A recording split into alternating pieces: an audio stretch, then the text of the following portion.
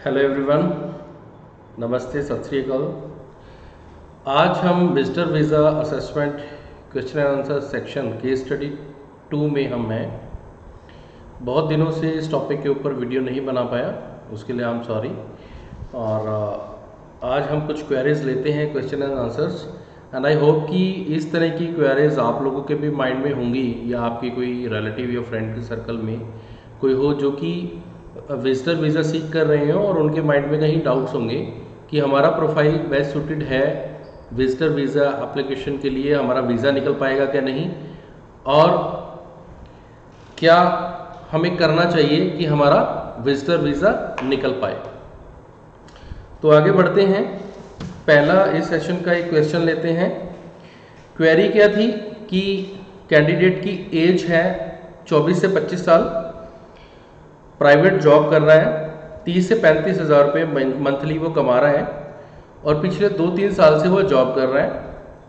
ITR नहीं भर रहा है, ध्यान देने वाली बात है, आईटीआर वो नहीं भर रहा है। सैलरी जो है उसे कुछ कैश में मिल रही है, कुछ उसके बैंक में जा रही है। मदर और फादर दोनों हैं, घर में 2 भाई और हैं। फादर जो है प्राइवेट जॉब करते हैं, मदर हाउसवाइफ है। इनकी क्वेरी थी कि मैंने विजिटर वीज़ा के ऊपर कनाडा जाना है, तो क्या इनका प्रोफाइल बेस्ट मैच कर रहा है कि ये कनाडा जा पाए। तो क्वेरी को समझ लिया कि 24-25 साल की एज है, प्राइवेट जॉब कर रहा है कैंडिडेट, सैलरी जो कुछ उसकी कैश में आती है, कुछ उसके अकाउंट में आ रही है, आईटीआर वो पे नहीं कर रहा है। फादर और मदर हैं, 2 भाई हैं, मदर हाउसवाइफ है और फादर साहब प्राइवेट जॉब करते हैं, और इसके साथ साथ उसने पहले किसी भी कंट्री में कोई वीज़ा एप्लीकेशन नहीं लगाई है, बिल्कुल फ्रेश केस है, कहीं से कोई रिफ्यूज़ल नहीं है। तो ये एक केस है। अगर आपका भी ऐसा कुछ केस है तो आप भी इस वीडियो को ध्यान से देखिए और समझिए कि क्या करना चाहिए इस केस के बारे में। तो देखिए, सबसे पहले तो विजिटर वीज़ा निकालने के लिए बेसिकली हमें 3 कंडीशंस फुलफिल करनी पड़ती हैं। पहला तो क्या होता है कि आपका पर्पस ऑफ विजिट क्या है, that should be very clear. Purpose of visit में एज अ विजिटर आप बिजनेस टूर पे जा रहे हैं, किसी को मिलने जा रहे हैं, या वैसे ही टूरिज्म पर्पस के लिए जा रहे हैं। तो ये कुछ कैटेगरीज होती हैं, कुछ पर्पसेस होते हैं। तो आपका पर्पस क्या है ये क्लियर होना चाहिए, और हमें जब एप्लीकेशन करते हैं ये हमें क्लियर करना पड़ता है, राइट। इसके साथ साथ जो आप पर्पस बनाकर आप बाहर टूर प्लान करने जा रहे हो, विजिट करने जा रहे हो, उसके लिए आपका फाइनेंशियल्स कितना स्ट्रॉन्ग है ये आपको जस्टिफाई करना पड़ता है कि आप अपने टूर को खुद स्पॉन्सर कर रहे हो या आपको कोई स्पॉन्सर कर रहा है, राइट। ये जस्टिफिकेशन सही होती हैं। और जो भी आप फाइनेंशियल फंड्स दिखा रहे हो, क्या वो ऑथेंटिक है, वैलिड है, वीज़ा ऑफिसर आप जो फंड दिखा रहे हो उनको एक्सेप्ट कर रहा है या नहीं, तो उसके लिए आपको डॉक्यूमेंट्स ही लगाने पड़ते हैं, राइट। तो ये कंडीशन पूरी करनी पड़ती है। इसके साथ साथ आपका फैमिली टाई अप्स कितना स्ट्रॉन्ग है, राइट, कि आप विजिट करके आप अपने नेटिव कंट्री में वापस आओगे, you have to prove that, और ये आपका क्लियर होना चाहिए। थर्ड बेसिक थिंग जो आती है कि कंट्री टाइप कितना स्ट्रॉन्ग है, कि आपकी कंट्री में जो आपके टाइप्स हैं, आपकी जो अर्निंग्स हैं, आपका जो फैमिली का बैकग्राउंड है, फाइनेंशियल वेल्थ कितनी है, आपका कितना स्ट्रॉन्ग टाइप्स हैं, क्या रीजंस हैं कि आप अपनी कंट्री में वापस आओगे। तो ये बातों के जवाब देने पड़ते हैं। और ये जो पर्टिकुलर केस है, अगर हम इसकी बात करें कि इनका अगर विजिटर वीज़ा निकालना है तो क्या करना चाहिए। देखो, सबसे पहले तो इनका जो एज है 24-25 साल का, इस एज ग्रुप के जो विजिटर वीज़ा अगर विदाउट स्पॉन्सर मतलब मैं स्पॉन्सर वर्ड इसलिए ऐड कर रहा हूँ कि नॉर्मली आप लोग ये चीज़ अच्छे से अंडरस्टैंड करते हैं, बट एक है इन्विटेशन हो। अगर कनाडा की अगर मैं बात करूँ तो, या दूसरी कंट्री की भी अगर आप ट्राई कर रहे हो, तो उस कंट्री से आपका कोई वहाँ पे कोई पीआर है या कोई सिटीज़न है, आपका रिलेटिव फ्रेंड क्लोज रिलेशनशिप में हैं, माता पिता भाई बहन, ऑलरेडी गया हुआ है और वो पीआर है या सिटीजन है, और वो आपको इनवाइट कर रहा है for any kind of function और आपको मिलने के लिए, स्ट्रॉन्ग रीज़न है, तो आपका वीज़ा निकलने के चांसेस बहुत अच्छे हैं। बट ये नहीं कि आपके पास इनविटेशन है इट मीन्स कि आपका वीज़ा आ ही गया। ये बहुत सारे लोगों का मैंने सुना है, मेरे पास जो क्वेरीज आती हैं कि जी हमारे पास तो जी हमारा रिलेटिव गया हुआ है, हमारा फ्रेंड गया हुआ है, या मौसी का लड़का, चाचे का लड़का गया हुआ है, वो वहाँ से इनविटेशन भेजेगा, हमारा वीज़ा तो पक्का है। बट ऐसा नहीं है फ्रेंड्स, वहाँ की इनविटेशन के साथ साथ उनके जो आपका जो इन्वाइटर है उसके तो डॉक्यूमेंट्स लगने ही लगने हैं, वेदर आपका वो लिविंग वहाँ पे स्पॉन्सर कर रहा है, खाने पीने का कर रहा है, उसके प्रूफ्स भी लगने हैं, फाइनेंशियल्स, रहने के प्रूफ भी लगने हैं। साथ ही साथ आपका भी बैकग्राउंड देखा जाता है, आपका फैमिली टाइप कितना स्ट्रांग है, कंट्री टाइप कितना स्ट्रांग है, और आपकी फाइनेंशियल स्टेटस क्या है ये भी कंसिडर किया जाता है। तो आपने ये समझ लेना। तो पहला केस क्या है कि अगर इनका इनविटेशन है कहीं से तो बहुत अच्छे चांसेस हैं, 50% मान लो कि हमने काम कर लिया कि इनविटेशन है हमारे पास, 50% का और काम करना है, financials, family type and country type. अगर ये हमने स्ट्रांगली दिखा दिए तो समझो वीज़ा आने के बहुत अच्छे चांसेस हैं। अब इनसे बात होती है कि हाँ आपके पास इनविटेशन है, नहीं सर हमारा कोई रिलेटिव नहीं है वहाँ पे, कोई जानकार नहीं है कि जो हमारे को इनवाइट कर सके, बट आगे वहाँ पर वैसे जानकार हैं जो कि हमारे को थोड़ी बहुत घूमने फिरने में या आगे की प्रोसेस में हमारी हेल्प कर सकते हैं। और ये जो इनकी वर्किंग थी, जो इनका मैंने बताया था कि प्राइवेट जॉब कर रहे हैं और कुछ कैश में सैलरी आ रही है और कुछ इनका बैंक में आ रहा है और आईटीआर नहीं भर रहे हैं, तो ये भी इनका वीक पॉइंट है कि जो भी अर्निंग कर रहे हैं अब इनको पता है, बट अगर हमने किसी और को दिखानी है, खास करके एम्बेसी में दिखानी है, तो वो डॉक्यूमेंट से ही पता चलेगी उनको। और डॉक्यूमेंट्स क्या क्या हैं, आप कहीं पर भी जॉब कर रहे हैं उस एम्प्लॉयर से आपका जो फाइनेंशियल ट्रांजैक्शंस हो रही हैं in terms of your salary and perks, you have to have some kind of proofs for them. आपके पास सैलरी स्लिप्स होनी चाहिए, आपके पास कोई ज्वाइनिंग लेटर होना चाहिए, आपके पास आपका जो प्रोफाइल है उसका प्रोफाइल का कोई डॉक्यूमेंट होना चाहिए कि आप किस प्रोफाइल पर काम कर रहे हो, आपका कोई विजिटिंग कार्ड है, आपका कोई आइडेंटिटी कार्ड है, आप जिसमें कि मेंशन हो आप किस प्रोफाइल पर काम कर रहे हो और आप की कंपनी क्या है, राइट। और इसके साथ साथ जो भी आप इनकम जनरेट कर रहे हो आप अपनी सैलरी से, वो आपने अपनी इनकम टैक्स रिटर्न में शो करनी है।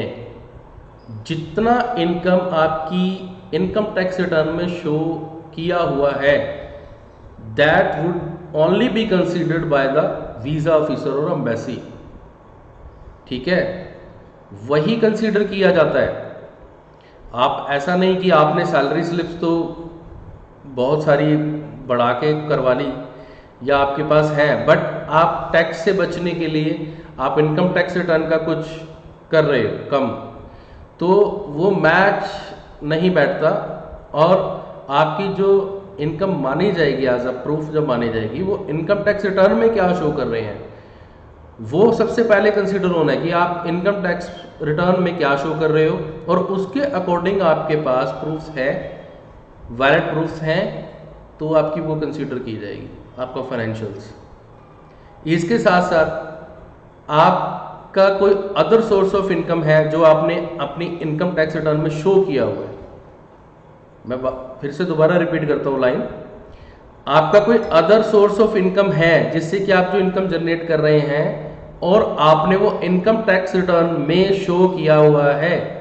आपका जो इनकम टैक्स रिटर्न जब आप फाइल करते हैं, एक्नॉलेजमेंट आता है जब आप फाइल कर देते हो, उसका टैक्स वगैरह जो भर देते हो, उसके साथ साथ कंप्यूटेशन ऑफ टैक्स में आपकी इनकम की डिटेल्स डाली जाती है। अगर उसमें आपने अदर सोर्स ऑफ इनकम में आपने वो इनकम शो की हुई है, that would only be considered by the visa officer. आपकी कोई रेंटल इनकम है, कोई एग्रीकल्चर से कोई इनकम है, या कोई आप कंसल्टेंसी पार्ट टाइम कर रहे हो, तो आप इस तरह का जो भी इनकम जनरेट कर रहे हो, आपने अगर इनकम टैक्स रिटर्न में शो नहीं किया हुआ है तो उसका कोई फायदा नहीं है।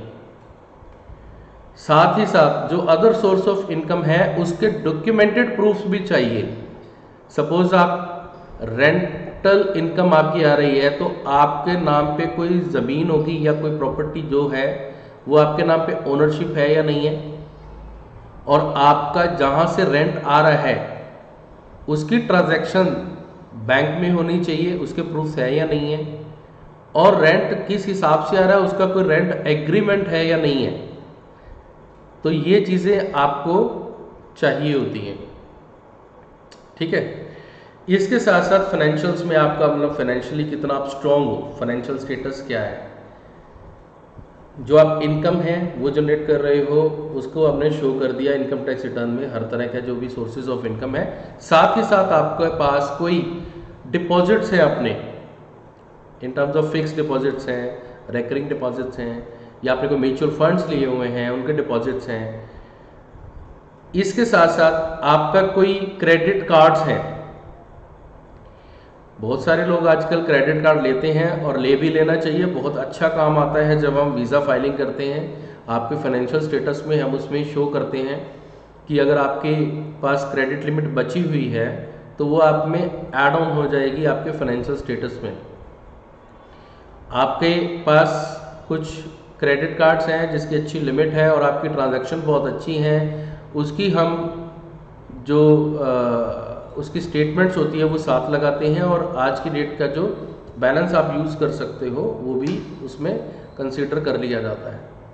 इसके साथ साथ आपका कोई लाइफ इंश्योरेंस पॉलिसी है जिसकी आज की डेट में सरेंडर वैल्यू अगर हम देखते हैं तो वो ठीक ठाक होनी चाहिए। ये नहीं कि आपने 50,000 की का पॉलिसी करा रखी है और 2-3 साल से ही अभी आप उसकी प्रीमियम भर रहे हो तो उसकी बहुत अच्छी वैल्यू आने वाली नहीं है, तो वो इतना बड़ा फ़र्क नहीं पड़ेगा। बट इन केस अगर आपकी कोई 5-10 लाख की कोई एफडी है, सॉरी लाइफ इंश्योरेंस है, और उसकी सरेंडर वैल्यू आज की डेट में 3 लाख रुपए 4 लाख रुपए की इतनी आ रही है, आपकी पुरानी चली हुई है लाइफ इंश्योरेंस, तो आपके फाइनेंशियल्स में बहुत अच्छा सपोर्ट करेगी। इसके साथ साथ आपका फाइनेंशियल स्टेटस में आपकी जो वेल्थ है, जो प्रॉपर्टी है, और जो प्रॉपर्टी अगर होगी आपकी तो आपके कंट्री टाइप्स में भी वो सपोर्ट करती है कि आपके पास आपका कंट्री में आने के रीजंस हैं कि आपका यहाँ पे स्टेबल जॉब है, स्टेबल सोर्सेज ऑफ इनकम है, और साथ ही साथ आपका वेल्थ जो है इन टर्म्स ऑफ जो प्रॉपर्टी है तो वो बहुत अच्छा पड़ा है, ठीक है। आपके पास कोई गाड़ी है वो आप ऐड ऑन कर सकते हैं, राइट। अब इस केस में उसका वर्किंग है, उसकी जो इनकम है 30-35 हज़ार रुपये ITR नहीं भर रहा है, तो इसको क्या करना है, जो मैंने यहाँ पे डिस्कस किया है कि उसके हिसाब से इसको क्या करना चाहिए, ये आप ही तय कर सकते हैं कि क्या करना चाहिए इसको। क्या करना चाहिए इसको कि एक तो पहले सबसे पहले जो सैलरी इसके अकाउंट में आ रही है, कुछ कैश में आ रही है, तो ये सारी सैलरी पहले तो ये अकाउंट में लेके आए अपने एम्प्लॉयर से बात करके।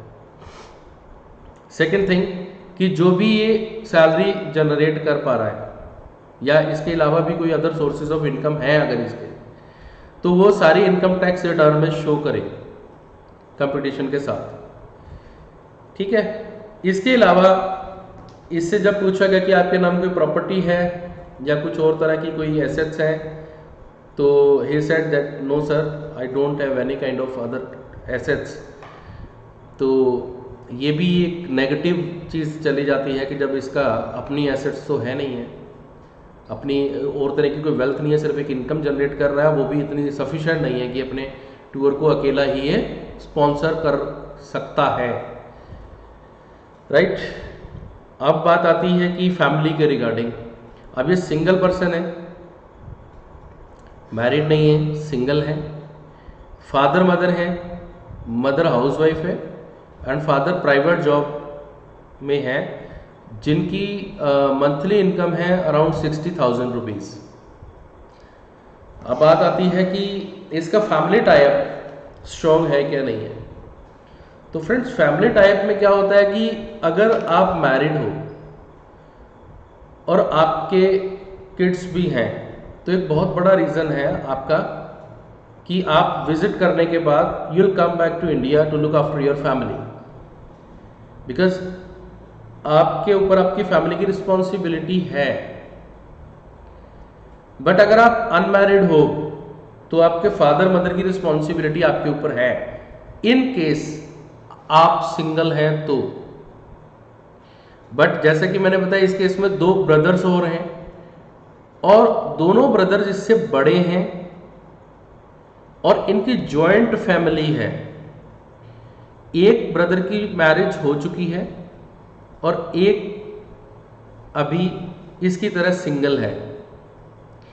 अब बात आती है कि इसका फैमिली टाइप कितना स्ट्रॉन्ग होगा। एम्बेसी जो है कितना स्ट्रॉन्गली इसको बिलीव करेगी, कंसीडर करेगी कि इसका फैमिली टाइप स्ट्रॉन्ग है। आप खुद अंदाज़ा लगा सकते हैं कि ये भी सिंगल है, 2 ब्रदर इसके और हैं, दोनों कमाई कर रहे हैं, अपना वो भी जॉब कर रहे हैं दोनों, और ये सारे जॉइंटली रहते हैं। जो इनका राशन कार्ड है वो एक ही है, ये अलग अलग नहीं है। जो मैरिड ब्रदर है वो भी इनके मतलब साथ ही रह रहे हैं, फादर मदर के साथ ही रह रहे हैं सब। तो इसका फैमिली टाइप वीज़ा ऑफिसर इतना स्ट्रांगली कंसीडर नहीं करने वाला है कि इसका फैमिली टाइप स्ट्रांग है। रीज़न, अगर ये इसको वीज़ा ग्रांट हो जाता है, ये अब्रोड चला जाता है, तो बहुत बड़े चांसेस हैं कि ये वापस नहीं आएगा, बिकॉज इसकी ऊपर कोई फैमिली की इतनी बड़ी रिस्पॉन्सिबिलिटी नहीं है। रीज़न कि इसके 2 ब्रदर्स हैं जिसके फादर मदर की टेक केयर कर सकते हैं। Right, understood. तो आपका भी अगर कुछ ऐसा केस है तो आप उसको कंसीडर करिए और इसके लिए क्या करना चाहिए वो भी सोचिए कि फैमिली टाइप अगर किसी का ऐसा केस है तो क्या करना चाहिए। ठीक है। इसके अलावा अब इसका जो हमने पहले देखा था, फाइनेंशियली इतना स्ट्रॉन्ग तो है नहीं कि अकेला अपने जो टूर को स्पॉन्सर कर लेगा, क्योंकि 30-35 हज़ार रुपये मंथली, यानी कि आप अंदाज़ा लगा सकते हो कि 3.5 से 4 लाख रुपए पर एनम इसका इनकम है, इनकम ये जनरेट करता है। तो इतने अमाउंट का अगर कोई इनकम जनरेट कर रहा है तो उसको ये पॉसिबल ही नहीं है कि कनाडा का विजिट करके आ सकते हैं, क्योंकि ट्रैवल करने के लिए एयर टिकट्स लेनी है, होटल की बुकिंग्स करनी है, अगर वो टूरिज़्म पर्पज़ के लिए जा रहे हैं। ठीक है, तो ये चांसेस बहुत कम है इसका वीज़ा निकलने का। अगर निकालना है तो इसे बहुत कुछ करना चाहिए, इसको सोर्सेज ऑफ इनकम बढ़ाने चाहिए जो इनकम टैक्स रिटर्न्स में दिखाए जाए। और फैमिली टाइप का इसका इशू है, फैमिली टाइप के लिए इसका बहुत बड़े चांसेस है कि इसका रिफ्यूज़ल आएगा। कंट्री टाइप के लिए भी इसके पास कोई इतना स्ट्रॉन्ग रीज़न नहीं है, क्योंकि इसके नाम पे कोई प्रॉपर्टी वेल्थ वगैरह कुछ नहीं है, कोई इवन गाड़ी तक भी नहीं है, सिर्फ एक जॉब कर रहा है बस, दैट्स इट। तो आप समझिए इस केस को अच्छे से और अपने साथ रिलेट कीजिए कि आपको क्या करना चाहिए। ऐसा अगर आपका भी जो प्रोफाइल और सिनेरियो आ रहा है आपके केस का, अगर आपको कोई मुझसे हेल्प चाहिए, मुझसे बात कर सकते हैं, स्क्रीन पर नंबर दिया हुआ है, बात कर सकते हैं आप। 10 to 6 में अवेलेबल होता हूँ, मंडे टू सैटरडे। आप कभी भी बात कर सकते हैं, चाहे व्हाट्सएप कॉल करें चाहे आप नॉर्मल कॉल करें, राइट। और अपना प्रोफाइल मेरे को व्हाट्सएप पर भेजकर डिस्कस कर सकते हैं, उसके लिए कोई चार्जेस नहीं है, राइट। अब बात आती है कि इसका वीज़ा निकालना है तो कैसे निकल सकता है।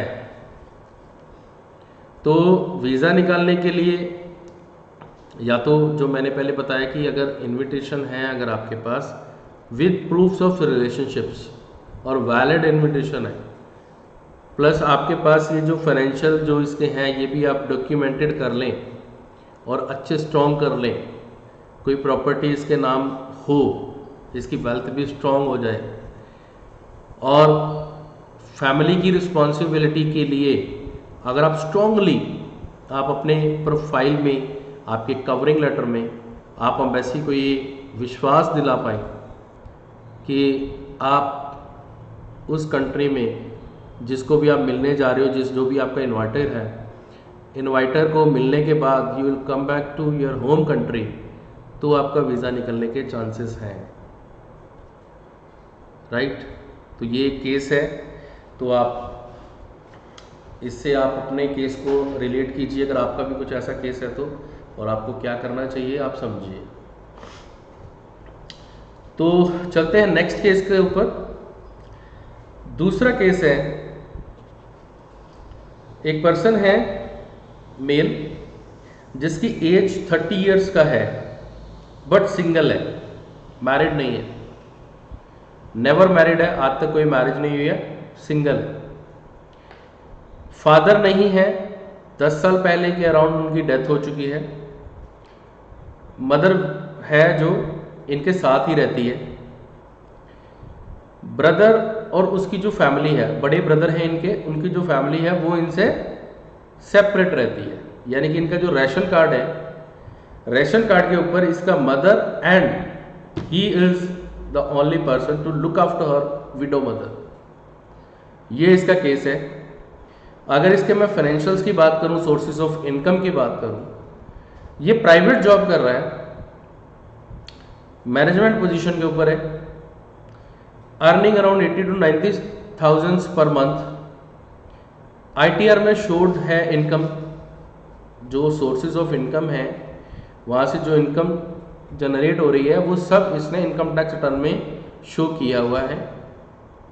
और इसके पास जो इसका सेविंग्स अकाउंट है उसमें जो फंड्स अवेलेबल हैं वो अराउंड 9.5 to 10 लाख के बीच में है। और जो इसकी प्रॉपर्टी है, प्रॉपर्टी इसकी मदर के नाम है, इसके नाम अभी नहीं है। इसके नाम एक कार है जिसकी वैल्यू अराउंड 4 लाख है। और कुछ इसने क्रेडिट कार्ड्स ले रखे हैं, क्रेडिट कार्ड्स की लिमिट भी है इसके पास, कम से कम 2 लाख के अराउंड इसकी क्रेडिट लिमिट है। ट्रांजैक्शंस अच्छी हैं। तो क्या ये केस का विजिटर वीज़ा लग सकता है और आसानी से लग सकता है, या इसको और क्या करना चाहिए अपने प्रोफाइल को इम्प्रूव करने के लिए? केस समझ आ गया? 30 साल का पर्सन है, सिंगल है, विडो मदर इसके साथ है, प्राइवेट जॉब करता है, ठीक कमा रहा है, 90,000 के अराउंड इसकी सैलरी है, प्लस इनकम टैक्स रिटर्न में वो शो कर रहा है। प्रॉपर्टी इसके नाम नहीं है, मदर के नाम है। 2 लाख के आसपास की इसके जो क्रेडिट कार्ड्स हैं उसकी लिमिट बची हुई है। ठीक है, तो ये केस डेफिनेटली इसका वीज़ा निकलने का बहुत अच्छी प्रोबेबिलिटी है। और इसमें कुछ इसके डॉक्यूमेंट्स इसको रेडी करने हैं।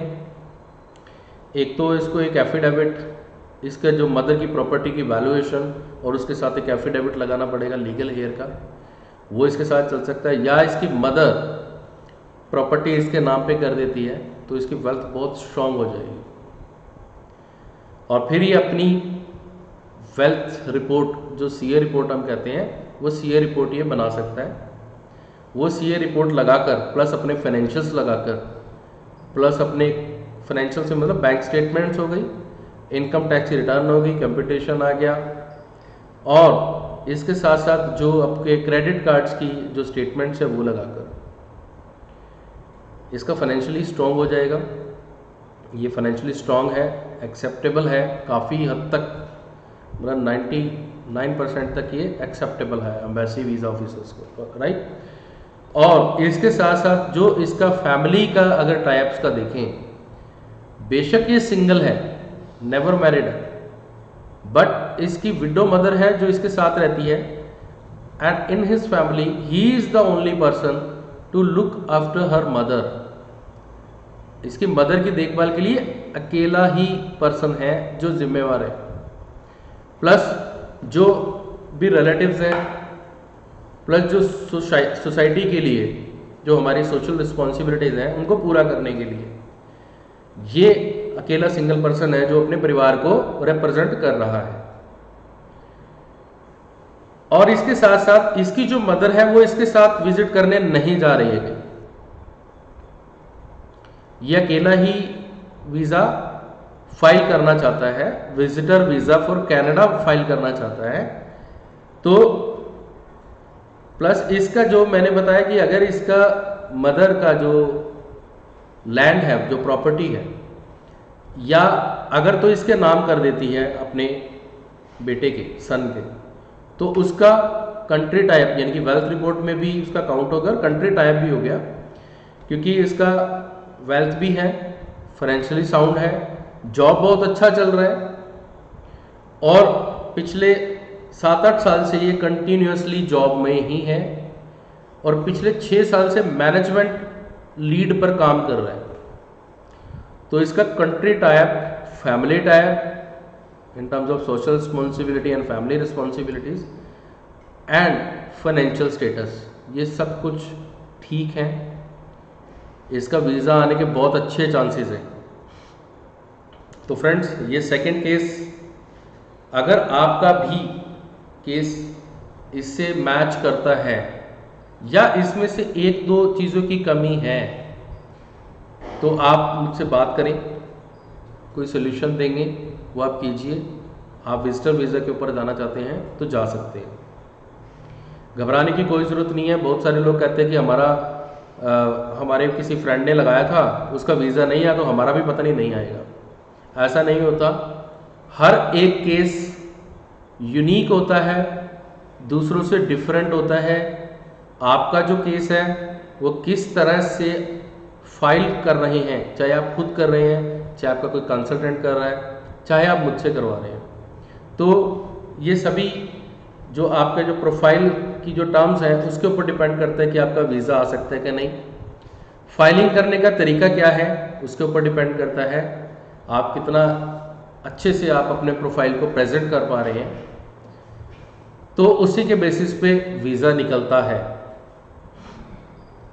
इसके साथ साथ फ्रेंड्स, कई बार ऐसे भी हम देखते हैं एम्बेसी की तरफ से कि कुछ केसेस हम लगाते हैं, प्रोफाइल भी हमने अच्छा बनाया, सब कुछ किया, प्रेजेंट भी अच्छे से किया, और उस तरह की कैटेगरी का पहले वीज़ास निकल गए बट अभी नहीं निकले। तो ये डिपेंड करता है एम्बेसी का जो इंटरनल डिसीजंस हैं उनकी टीम के, कई बार उनमें कुछ चेंजेस आ जाते हैं जो कि आपको भी नहीं पता लगते और मुझे भी नहीं पता लगते और दूसरे कंसल्टेंट्स को भी नहीं। डिपेंड करता है कि एक्सपीरियंस टू एक्सपीरियंस। जब हम देखते हैं कि हम इस तरह से प्रोफाइल को प्रेजेंट कर रहे हैं और वीज़ास निकल रहे हैं, इट मीन्स कि हम इस तरह की कैटेगरी के वीज़ा को आगे भी निकाल पा रहे हैं। बट कुछ टाइम बाद हम देखते हैं कई बार कि 1-2 केसेस उसी कैटेगरी के डाले बट वो निकल नहीं पा रहे हैं। तो इसमें घबराने की ज़रूरत नहीं है कि ऐसा नहीं है कि वीज़ा 1 टाइम या 2 second time 3rd time refusal आ गया कोई रीज़न के साथ, कोई वैलिड रीज़न के साथ, तो आपका वीज़ा नहीं निकल सकता। अगर उन रीज़न्स के ऊपर बहुत अच्छे से काम कर लिया जाता है, एम्बेसी को सेटिस्फाई कर लिया जाता है, तो वीज़ा आ जाता है। तो ये सारी चीज़ें कुछ एक्सपीरियंस के ऊपर भी मैटर करती हैं। हम लोगों के भी अपने एक्सपीरियंसेस होते हैं, सभी कंसल्टेंट्स के अपने एक्सपीरियंस है जो भी इस लाइन में काम कर रहे हैं। काफ़ी टाइम से भी बहुत पुराने भी लोग काम कर रहे हैं, उनके बहुत अच्छे अच्छे भी एक्सपीरियंसेस हैं कि वीज़ास किस तरह से एम्बेसी दे रही होती है, और ये टाइम टू टाइम ये थोड़े थोड़े चेंजेस होते भी रहते हैं। बट जो बेसिक थिंग्स हैं, जो बेसिकली जो 3 मेजर चीज़ें जो हमें प्रोफाइल में सेटिस्फाई करानी होती है वीज़ा ऑफिसर को, वो यही है। First is how financially strong you are, आप सेकंड, आपका फैमिली के साथ आपका बॉन्ड स्ट्रांग है या नहीं, आप ये प्रूव कर पा रहे हैं या नहीं। थर्ड, आपका कंट्री टाइप स्ट्रांग है या नहीं। ये 3 चीज़ों के मेजर चीज़ों के ऊपर अगर आपने काम कर लिया या आपके कंसल्टेंट ने काम कर लिया, तो आपके वीज़ा आने के बहुत ही अच्छे चांसेस हैं। आप विजिटर वीज़ा पर बाहर जा सकते हैं, आप घूम फिर सकते हैं, या अगर आपको, जैसे बहुत सारी कंट्रीज़ हैं जहाँ पर लोग विजिटर वीज़ा के ऊपर जाते हैं और उसके बाद अगर कोई आपको कोई वर्क स्पॉन्सर कर देता है वहाँ पर कोई एम्प्लॉयर, और आप वहाँ की सारी एलिजिबिलिटी क्लियर कर पाते हैं जो भी वर्क वीज़ा अप्लाई करने के लिए चाहिए, इन दैट केस आप वर्क वीज़ा अप्लाई करके वहाँ पे काम भी कर सकते हो। तो इसी के साथ ये 2 क्वेरीज थी बेसिकली केस स्टडी 2 में। 2 तरह के केस थे और आई होप कि बहुत अच्छी नॉलेज दे पा होऊंगा मैं। और अगर आपके केसेस भी, आपके प्रोफाइल भी इस तरह से कुछ रिलेट कर रहे हैं या उसमें कुछ कमियां हैं और आप कोई भी गाइडेंस चाहते हैं, फ्री ऑफ कॉस्ट मैं देने को रेडी हूँ। आप मुझे नंबर जो दिया हुआ है स्क्रीन के ऊपर, 10 बजे से लेकर, सुबह 10 बजे से लेकर शाम को 6 बजे तक आप मुझे कॉल कर सकते हैं। मेरा व्हाट्सएप नंबर भी ये, आप अपना प्रोफाइल भेजकर मुझसे बात कर सकते हैं, गाइडेंस ले सकते हैं। गाइडेंस का कोई फीस नहीं है। तो इसी के साथ मैं इस वीडियो से विदा लेता हूँ। मिलते हैं next case study and question and answer section में। Thank you, bye.